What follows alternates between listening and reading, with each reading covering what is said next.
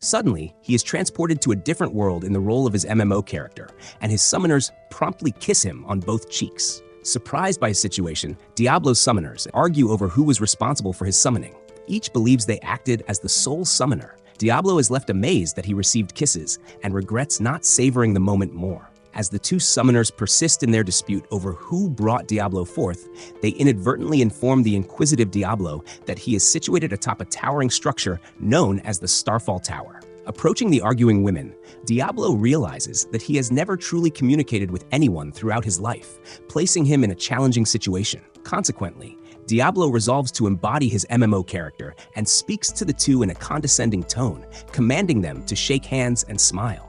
Although they are initially reluctant, an overwhelming force compels the two to comply with Diablo's directive. After this command is carried out, slave collars materialize around the necks of both summoners, leaving all three of them in disbelief. At the base of the tower, the group discusses the unsuccessful ritual.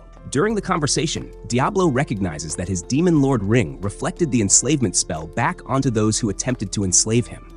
Explaining to his summoners that magic holds no sway over him, they set off toward the nearby town to lift the enslavement spell affecting them. The elf, acknowledging that she and her companion have yet to introduce themselves to Diablo, names herself Shara L. Greenwood, an aspiring adventurer. Her partner, the Pantherian, identifies herself as Rem Gallo, who seeks to sharpen her skills as an adventurer. As Diablo is categorized as a rare summoned entity, he dismisses the label, not wanting to unveil his status as a recluse, and asserts that he is a demon lord. Shara is taken aback and impressed to learn that she summoned a demon lord, which irritates Rem, igniting yet another clash between the two. Diablo interrupts them with a sharp retort. Reaching their destination of Faltra City, they check in at the Peace of Mind Inn, where they are welcomed by the cheerful innkeeper May. Feeling nauseous from being in what he deems a large crowd, Diablo is further taken aback when Shara expresses her desire to register a room that's shared with him. This is primarily due to their financial constraints, and Rem interjects, urging that Diablo stay in her room since she is the one who summoned him. A disagreement arises between the two, and they are interrupted by May, who threatens to evict them. It is then disclosed that the three of them will occupy a room with one bed. Pondering his situation regarding the single bed, a woman familiar to Rem, named Celestine Baudelaire, and her two companions enter the room. Diablo remembers her name, and Shara explains that Celestine is the leader of the Mages Association. Recalling that Celestine, or Celis as she prefers to be called, is a key character in the Cross Reverie game, Celis originally intended to converse with Rem.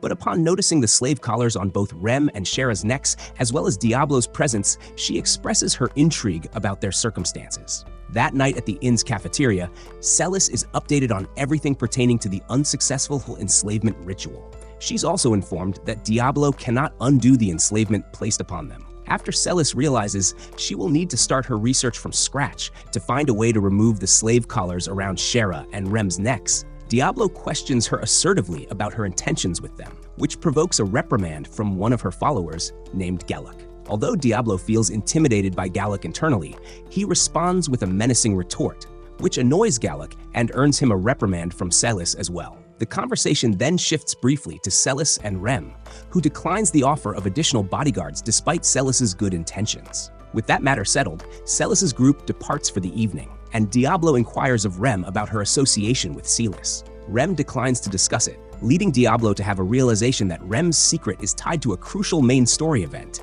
which should be learned in advance to prevent a disaster. Seizing Rem and hoisting her onto his shoulder, Diablo takes her back to their room to torture her. Back in their room, Diablo torments Rem in a playful and innocent way until she ultimately admits her secret to him. Rem discloses that she has the Demon Lord Krebsholm sealed inside her body, and Diablo remembers the Demon Lord as the most formidable boss in the game, indicating that she desires to free and eradicate Krebsholm's soul from her body. Diablo then explains that doing so would result in Rem's death in the process. Moreover, he infers that Rem's relationship with Celis is linked to this ambition of hers, and that Celis is the only one aware of Rem's situation. The sealing of the Demon Lord is also hereditary, since Rem's mother had Krebsholm sealed within her body before passing away. Fully conscious of Rem's situation, Diablo pledges to assist Rem, which makes her emotional, as Diablo promises not to abandon her due to her condition. Afterward, Diablo embarks on a trip around the town while pondering how he has accomplished everything all by himself due to his nature.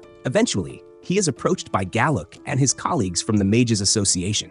This results in a confrontation between Diablo and Galak, who summons a level 30 salamander. While Galak brags and threatens Diablo regarding his summon, Diablo observes that although it is impressive, its level is far too weak. The salamander then releases a burst of fire at Diablo, who emerges from it unharmed. In a state of panic, Galak commands his summon to incinerate Diablo, and the salamander unleashes a massive flamethrower-like attack from its mouth. However, that attack continues to have no effect on the level 150 Diablo. Equipping his wand, Diablo then casts Explosion, which obliterates the salamander. Approaching the bewildered Galak, who demands to know who Diablo is, Diablo responds that he is a Diablo, a demon lord from another world. Awakening in the Peace of Mind Inn, Diablo comes to the realization that his experiences from the day before were not merely a dream.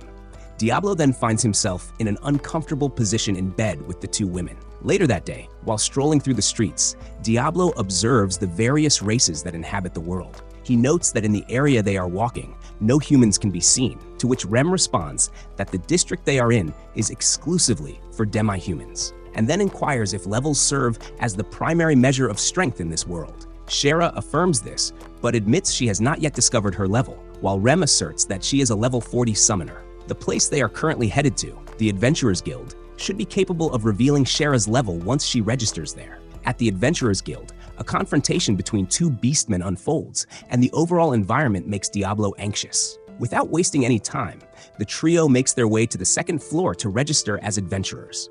Since he cannot read, Diablo has Shara complete his registration, stating that he detests tedious and insignificant tasks, while Shara relishes the idea as it strengthens her position as his true master. However, the situation becomes more complex when a blood seal is required as the final step. Although feeling nervous about this, Diablo maintains a brave demeanor and, as he sees it, makes a slight cut on his thumb. Conversely, his small cut ends up being deeper than he had expected. Next, the group stands in front of a mirror that evaluates their levels. Shara discovers she is level 30, much to her disappointment, and then Diablo steps up, prompting a chaotic reaction from the mirror. This outburst draws the attention of the guildmaster Sylvie, who invites the trio into her office. Inside the office, Sylvie explains that due to Diablo's high level, there are no available job requests for him. However, Diablo expresses his willingness to work simply for the rewards. Consequently, Sylvie assigns the group the task of subjugating a Madara snake in the man-eating woods.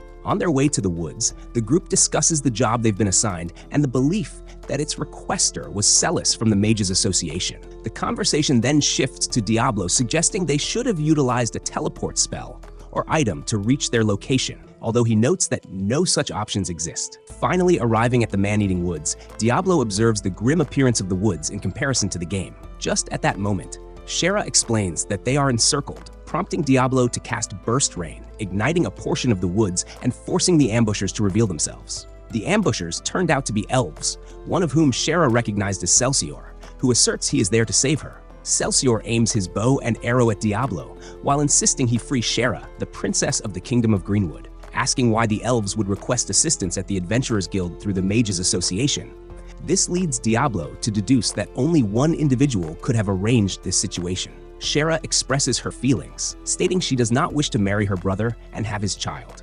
A back-and-forth argument ensues between Shara and Celsior, prompting Diablo to retaliate against the elves, who shoot a volley of arrows at him, but they prove ineffective. Celsior then employs what is known as a Tempest Arrow and directs it at Diablo, but that too fails to affect him. Unimpressed by the elves' antics, Diablo casts Freesia, freezing the surrounding area in ice. Suddenly, Galak appears and admonishes the elves, only to be scolded by Diablo and chastised by Rem. Upset, Galak flees the situation, and Shara commands the elves to tell her brother that she will never return home. With their business concluded at that location, they head back to the inn. That evening in their room at the inn, Shara and Diablo share a heartfelt conversation that is interrupted by an angry Rem. Diablo and the group gather in Sylvie's office, where she assigns them a special task that was specifically commissioned for Diablo. The request was submitted by Celis and is thought to be connected to one of her subordinates' recent misconduct towards the group. Rem expresses her reluctance to accept it because she owes a debt to Celis,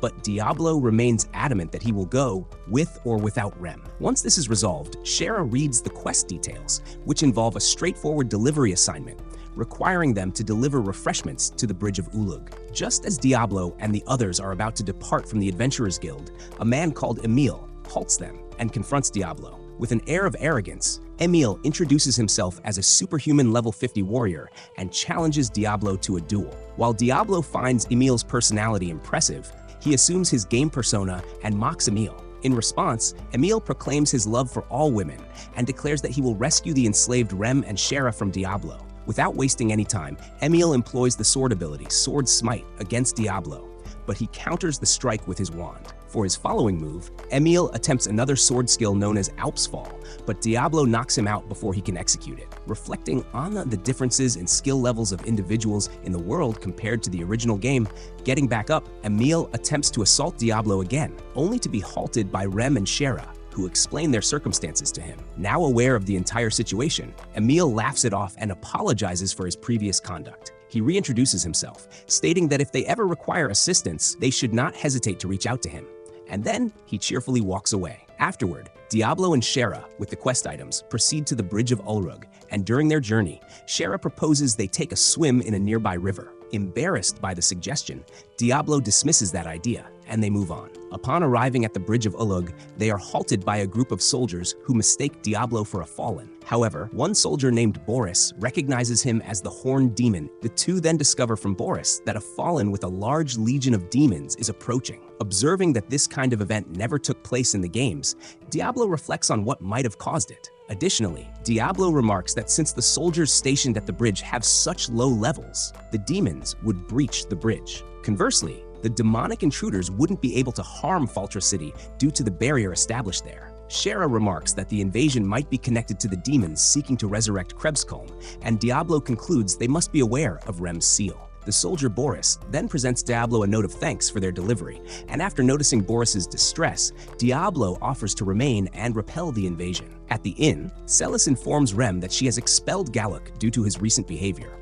The conversation subsequently shifts to Diablo's past and how Celis is doubtful of him being a fallen rather than a demon lord from another world. Rem counters that assertion, defending Diablo as not being a fallen. Just then, a frantic Galuk bursts onto the scene with his hands stained in blood, insisting on hearing from Celis that he was not dismissed from the Mages Association.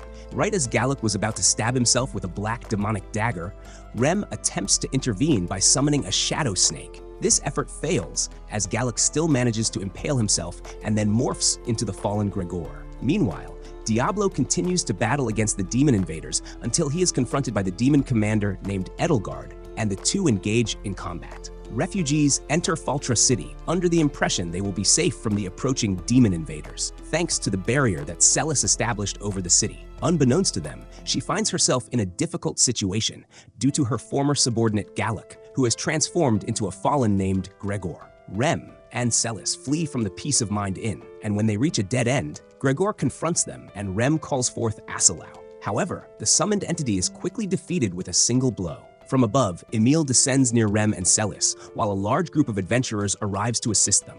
Emile then engages Gregor in battle, but despite being overpowered by his adversary, he continues to fight stubbornly, adhering to his creed as a protector of all women. Meanwhile, at the Bridge of Ulrug, Diablo's fight with Edelgard persists. Pointing out the pointless nature of Edelgard's assaults against him, she prepares to unleash Sacrifice Charge on Diablo, but it proves ineffective. Shocked that her special attack had no impact, Edelgard is mocked by Diablo, who remarks that her strike is the first time he has experienced damage since arriving in that realm. Just then, Boris informs Diablo that Faltra City has been invaded by a fallen and is attacking Celis and Rem. Recognizing the serious predicament, Diablo begins to conjure a grand magic spell and cautions Edelgard to retreat or he will unleash it. Conversely, Edelgard stands her ground. Thus, Diablo casts White Nova, which obliterates the nearby area, including the demon forces. Although gravely injured, Edelgard survives the spell, and without wasting a moment, Diablo employs the magic spell known as Return. At that point, Gregor has already overcome the adventurers surrounding him, and a severely injured Emile refuses to acknowledge defeat. Just then, Diablo arrives and casts a wind spell at Gregor, propelling him backward. Before commencing his battle with Gregor, Diablo expresses gratitude to Emile for his efforts. He then bestows healing energy upon Celis to treat Emile's injuries before turning his attention to Gregor. Opening the confrontation, Gregor casts Dark Bullet, but Diablo's ring instantly deflects the spell back at him. Diablo then launches his own Dark Bullet spell, In retaliation, Gregor casts Dark Press. However, that maneuver is reflected back onto him, and Diablo subsequently casts several Dark Press spells of his own. The gravitational force from the attack pins Gregor down, who then pleads for mercy, but Diablo remains unyielding. He ultimately finishes Gregor off with the magic spell Naraku. With the battle concluded, Shera embraces Diablo tearfully, and Rem grasps his hand, thanking him for her rescue. Attempting to maintain his persona, Diablo asserts that the sole reason he helped Rem is that she is his due to the slave collar around her neck. Eventually, the casualty figures resulting from the assault on the city are published, and most of the fatalities were adventurers. 10 days post-attack on the city, Diablo is lying on his bed and is almost approached by Shera, who is subsequently interrupted by Rem with a dropkick. This action prompts the two to cling to Diablo's arms until Sylvie enters their room. She informs the group that the city lord has been given a non-negotiable demand to surrender Shera within 10 days or face war.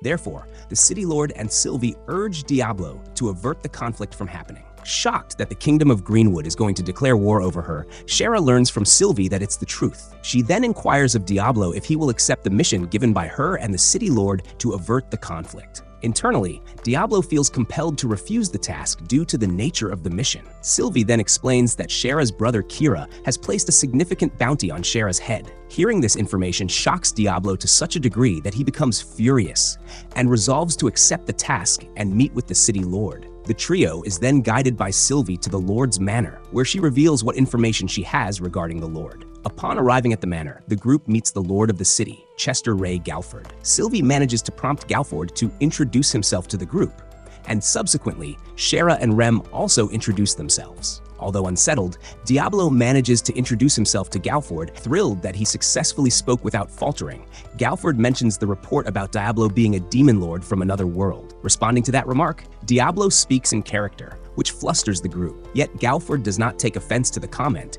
and elaborates further on his request. Galford then asserts that the current dilemma could readily be resolved if Shera simply surrendered to the Kingdom of Greenwood, but Diablo refuses to permit that. When Galford questions what reason Shera would have for leaving her luxurious life in the Kingdom of Greenwood, she replies that her goals and dreams would never be fulfilled there. In response to her statement, Diablo remarks how achieving freedom is a challenging endeavor. However, it is a worthwhile pursuit as long as one does not stray from their own path. After those issues are addressed, Galford introduces an Imperial Knight from the capital, a woman named Alicia Christella. The Imperial Knight is introduced to everyone, and once she has gotten to know them all, Alicia presents Sylvie with a bag of money that was reparations from the capital. Alicia then shares a bonding moment with Shera, expressing her support for Shera's decision. Although Diablo feels envious of Alicia's ability to communicate, she states her admiration for Diablo for safeguarding the bridge of Ulug and Faltra City from the fallen. Embarrassed by Alicia's praise, Diablo thanks her, but in character, back in the city streets, the group heads to a weaponsmith. Diablo's aim is to obtain a weapon that will make it easier for him to confront weaker foes. They proceed, and Diablo acquires a scythe for himself. Just as they are about to make their way to an apothecary to purchase potions, the group is suddenly attacked by bounty hunters who abduct Shera. Diablo, Alicia, and Emile, who shows up at the end, handle the situation. That afternoon, Emile reveals that he found out from the Adventurers Guild about the bounty on Shera placed by her brother. When questioned about his plans regarding the group of bounty hunters, Emile replies that he plans to teach them a lesson. With Emile now out of the scene, Diablo has a short conversation with Shera concerning her safety now that she's become a target for bounty hunters. Rem also inserts herself into this moment, and Alicia expresses her regret for her failure amidst the chaos. Conversely, Diablo instructs her to be more compassionate toward herself, to which Alicia eagerly agrees, contrary to what Diablo wished for her to feel. The noise of someone's stomach growling is then heard, and surprisingly, it's not Shera's, but Alicia's. Thus, the group sets off to find some food while discussing their meal preferences. In the cafeteria of the Peace of Mind Inn, Celis visits Diablo's party to notify them that she has located someone who can remove the slave collars from Rem and Shera. Alicia interjects, emphasizing the significance of their mission concerning the Kingdom of Greenwood. However, Diablo determines that addressing the issue with the slave collars will not obstruct their efforts with the Kingdom of Greenwood. Subsequently, the group at the slave market finds Diablo a bit taken aback by the treatment of the slaves there. The owner of the establishment, Medios, welcomes the group, and initially assumes that Diablo intends to sell one of his slaves. This prompts a sharp comeback from Diablo, whose magical energy begins to radiate from his body, which Meteos notices. Shera also explains that she can perceive Diablo's magical power as well. Eventually, Meteos examines the letter written by Celis regarding Rem and Shera's circumstances and consents to assist them. Meteos also observes the magical energy emanating from Rem and asks if she became pregnant by a demon. A moment unfolds between Rem and Shera, after which Meteos describes that the energy could originate from a fallen. Diablo interjects and insists that they discover how to eliminate the slave collars from Shera and Rem's necks. Feeling unwell, Rem chooses to stay outside and is accompanied by Alicia, leading to a heartfelt conversation between them. Back inside the caravan, Diablo discovers the method for removing the slave collar through magical flow and physical touch. Remarkably, Diablo makes astonishing progress very quickly. That night, it is learned that Diablo has quit right as they were about to complete the ritual. This is due to the complexity and strength of the magic associated with the slave collar. Just as Alicia was preparing to head to her private room at the inn, the melodic sound of a flute filled the air, and outside their room stood a young-looking male elf. This elf was Kira, Shera's older brother, who politely introduces himself to the group. Angered by this man, Diablo challenges Kira, pointing out that he has placed a bounty on Shera's head, to which Kira admits. Kira then mentions that he was made aware of a group of bounty hunters who failed to capture his sister. Wary of Kira, Diablo makes it clear that he has no plans to surrender Shera to him, but Kira simply remarks that he is pleased to see his sister in good health. Additionally, he shifts the blame for the bounty and the threats of war onto his father. Shera does not believe her brother's demeanor, and even though Kira appears remorseful, Rem is not convinced either, stating she leans towards Shera's perspective of him. Not wanting to create a disturbance, Kira departs, but he informs them he will return the next day and inquires what would happen if Shera chooses to come back home of her own volition. Dismissing the idea, Diablo replies that there is no chance she would ever consider that. Later, Rem and Shera engage in a conversation that quickly turns into a playful tussle between the two. At the Kingdom of Greenwood, Kira is perched atop a tall tree while playing his flute. Upon finishing, he declares that Shera will be his once more, and she will bear his child. Diablo experiences a childhood dream where two children he believed were his friends were actually just exploiting him for superior equipment in a game. Upon waking from this dream, Diablo finds himself in a troubling situation in bed. Subsequently, Rem departs with Alicia to inform Celis and Galford about their encounter with Kira. Left alone with Shera, Diablo begins to concoct potions in preparation for the challenges that lie ahead. Remarkably, Diablo is capable of creating potions simply by concentrating on the task at hand. During an intimate conversation between Diablo and Shera, the sound of a flute being played can be heard. In a trance-like state, Shera expresses her desire to return to her home in the Kingdom of Greenwood and then departs on a wagon that coincidentally Kira is riding. Feeling unsettled, Rem and Alicia return to Diablo, who tells them that Shera has gone back to the Kingdom of Greenwood. Curious about the reason, Diablo does not respond to Rem's question and instead retreats into the inn to lie on his bed, feeling disheartened about the situation. Later that day, Rem visits Diablo in his room and attempts to comfort him by discussing Shera. Asking if Shera could have been placed under Kira's hypnosis, Diablo acknowledges it, noting that when Kira arrived, the sounds of her flute were audible. Reflecting on his past foolish mistakes regarding what he believed were friendships, which turned out to be mere exploitation, Diablo is determined to retrieve Shera. Rem inquires about Diablo's intentions, and after some contemplation, he resolves to reclaim Shera as well. Alicia also offers to accompany them. Now equipped with a complete party, the group sets out to confront Kira. Meanwhile, within a tent in the Kingdom of Greenwood, Shera, now captured and secured to the wall, is informed by her brother that trying to escape is pointless. This is attributed to the powers of the elven flute. Kira then questions Shera, insisting on what commands Diablo gave her. Responding honestly, Shera tells her brother that the only command she was ever given was to shake Rem's hand while smiling. Kira is enraged by this revelation, as he cannot believe such a trivial order was issued. Regardless, Kira feels assured that he has successfully subdued Shera. However, at that moment, a massive explosion erupts from outside. Annoyed by the interruption, Kira unleashes a fabric-consuming slime, which then begins to ensnare Shera and consume her clothing. Calling for assistance, Diablo, along with Rem and Alicia, arrives to save the captured Shera. Observing Shera's situation, Diablo expresses his regret for not dealing with Kira earlier, even if it meant reducing everything around him to ashes. He subsequently wields his scythe to liberate Shera from her restraints, eliminating the slime in the process. Angered that his guards failed in their duty, Diablo points out that Kira neglected to notice the commotion from outside earlier. Upon checking outside, Kira is stunned to find that not only have his guards been vanquished, but also the area they occupied has been engulfed in flames. Kira demands to know if Diablo intends to provoke a war with the elves. However, Diablo's true objective was to ascertain whether Shera genuinely wished to return home of her own accord. When asked for confirmation, Kira prompts Shera to declare whether she desires to go home or not. Under her brother's coercive magic, Shera responds affirmatively, stating that she does wish to return to the Kingdom of Greenwood. To counteract Kira's sorcery, Diablo uses Shera's slave collar to lift the spell of manipulation, leading Shera to weep as she asserts her desire to be free and remain with Diablo and Rem forever. Cornered, Kira calls forth the Elven Kingdom's treasure, the Hydra, and boldly, despite Shera's caution, Diablo steps up to confront it. Diablo and his team confront the treasured summon of the Kingdom of Greenwood, the Hydra. Despite Shera's warning about its immense power, Diablo confidently asserts that he will annihilate it. Observing that the creature was not included in the original Cross Reverie game like Kira's flute, Diablo finds these revelations quite thrilling. To kick off the battle, Diablo casts Heaven's Fall, successfully destroying one of the Hydra's heads.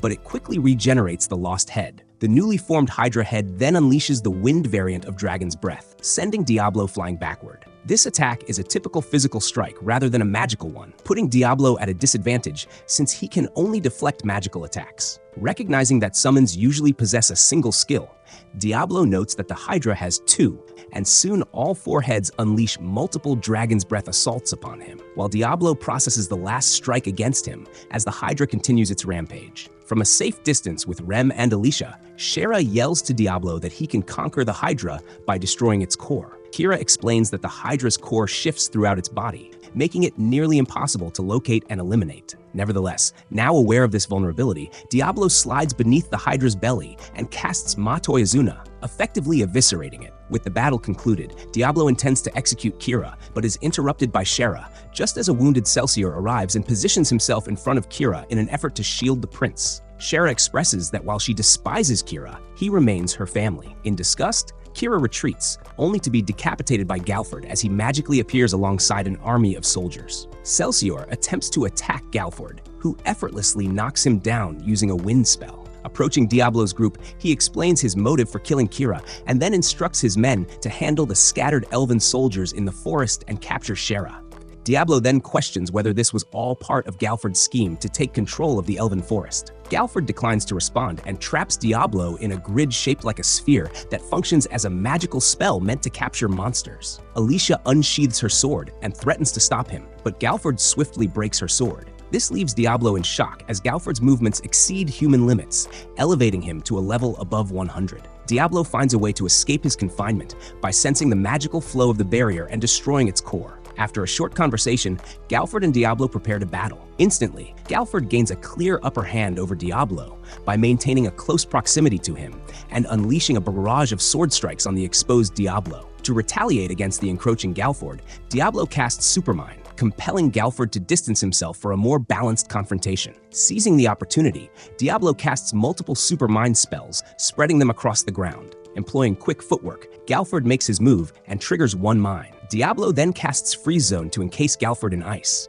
However, moments later, Galford escapes, leaving Diablo in a weakened state due to the recoil effect of his last spell. Just as Galford prepares to eliminate Diablo with the Heat Sonic skill, Diablo counters by casting Lightning Bullet at Galford, ultimately defeating him. Struggling to rise, Galford questions why Diablo doesn't finish him off. Staying true to his character, Diablo replies that he has lost interest in Galford, deeming him unworthy of such an action. Galford then declares his intention to report Diablo to the Majesty, but Alicia interjects, stating that she will file a counter-report concerning Galford's conduct. Additionally, Diablo assures Galford that if he wishes to fight him again, he can do so at any time he chooses. With that, Galford retreats his troops, and Rem approaches Diablo to request any spare potions he might have. The potions she seeks are not for her, but for the injured elven soldiers. Following this, Diablo comforts an emotional Shera as she mourns the loss of her brother Kira. Time goes by, and back at the Peace of Mind Inn in Faltra City, Diablo reflects on everything that has taken place after. He laments not just how being depleted of his MP affects his mental state, but also how the quest given to him will remain unresolved due to the situation involving Galford. Sylvie then enters Diablo's room with an alcoholic MP potion alternative, and they begin to drink it together. Right after consuming it, Diablo becomes inebriated and confuses Sylvie with a body pillow, prompting him to throw her onto the bed. Despite her objections, he rips off her dress and inserts his fingers into her. Afterward, Sylvie requests that he take responsibility for what transpired, only to discover him fast asleep while still holding her body, which causes her to become upset. A silhouetted woman defeats a group of adventurers, expressing her dislike for mortal races, while another man kills residents of an unnamed village for venerating the demon lord. Alicia arrives at the castle in the kingdom of Liferia and encounters Paladin Sadler. They engage in a brief conversation, and just as Alicia attempts to leave, Sadler mentions that if she's going back to Feltra City, he'll be heading there too. His reasons are that head priest Lumicina has disclosed a prophecy regarding the demon lord's resurrection in the western city. Meanwhile, on the outskirts of the previously mentioned city, Diablo and Rem watch as Shara summons a turkey shot. Rem describes the summon's unique ability called Synchrosight, which permits its caster to see everything it sees. Despite being a weak creature, Shara resolves to form a pact with it and retrieves a magical stone to initiate the pact in the enslavement ritual. Rem also provides Diablo with a magical stone, and then Shara uses her magical stone to establish a pact with her newly summoned turkey shot. Recognizing the potential usefulness of Shara's new summon, Diablo assists her in familiarizing herself with it by utilizing its Synchrosight skill and shooting an arrow at a coin that Diablo tossed. Afterward, Shara remarks that Rem has a peculiar scent, prompting her to suggest that they all take a bath together. At a nearby river stream, Shara and Rem bathe together, while a flustered Diablo declines to watch them because he cannot bear the sight of them bathing. Eventually, Edelgard appears and takes hold of Rem, reassuring them that she is not there to fight, but merely to talk and confirm that Rem is the vessel of Krebskulm. Later that night, Rem shares with Shara that she is the container of Krebskulm and receives a heartfelt embrace from Shara, who vows to assist her. Edelgard then explains that there is a method to resurrect Krebskulm without harming Rem. However, Rem had previously told Diablo that she wishes to break the seal on herself. This situation is problematic as, despite their goals being somewhat compatible, the lingering question is how Diablo will confront Krebskulm once she is revived. Speaking on behalf of Rem, Diablo consents to aid Edelgard with the ritual, which leads to a minor confrontation. Edelgard informs them that 3 days later she will meet them on the night of the full moon at the top of the Starfall Tower. 3 days go by, and Diablo's group eats at a restaurant teeming with cats until Alicia visits them, urging that they return to the Peace of Mind Inn. On their way to the inn, Alicia cautions the group that a paladin named Sadler is in the town and is hunting worshippers of the Demon Lord. Additionally, he is said to possess strength and power that is equal to or surpasses that of Galford. Although they try to avoid an encounter with Sadler, the group unexpectedly runs into him and his followers. Sadler introduces himself along with his title. Diablo then attempts to introduce himself in a normal manner, but he ends up presenting himself in his usual pretentious character persona. Considering that Diablo is a self-proclaimed demon lord, Sadler prepares to eliminate his target. In an effort to defend Diablo, Rem attempts to reason with Sadler, but the paladin quickly incapacitates her with a magical spell. Nevertheless, Diablo is able to dispel the magic affecting Rem. Following a short dispute between Diablo and Sadler, the paladin casts Cement Lock on the demon lord, only for it to bounce back onto himself. As Sadler's subordinates proceed to carry away their turned-to-stone leader, Alicia questions why Diablo did not finish off Sadler, to which he replies that small fries don't pose any threat. However, he notes that if Sadler were to challenge him again, he would handle him accordingly. To this, Alicia smiles and comprehends Diablo's feelings.